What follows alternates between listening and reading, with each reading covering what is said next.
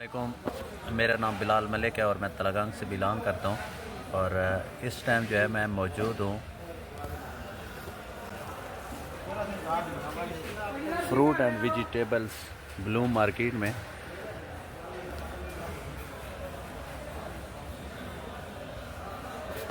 देखिए, मैं बहुत ज़्यादा शुक्रगुज़ार हूँ। यहाँ दुबई में मुझे बहुत ज़्यादा प्रॉब्लम्स आ रही हैं। आप प्राइस देख रहे होंगे कि 1.25 2.25 फ़िलिप्स में होता है, मतलब पैसे में होता है। लेकिन मकबूल सॉल्यूशन का मैं बेहद मशकूर हूँ, जिन्होंने मुझे दुबई में सॉफ्टवेयर जो है वो प्रोवाइड किया। और अल्लाह ताला ने मुझे यहाँ कामयाबी भी दी है और इसकी वजह से मुझे बहुत सारी आसानियाँ मिली हैं, बहुत ज़्यादा। तो मैं आज बैठे बैठे सोच रहा था कि मैं मकबूल सॉल्यूशन का कैसे जो है वो शुक्रिया अदा करूं। तो thank you so much ji Maqbool solution, बहुत शुक्रिया। बहुत ज़बरदस्त किस्म का आपका सॉफ्टवेयर है और मैं इस पे बहुत ज़्यादा मुतमईन हूँ और खुश हूँ।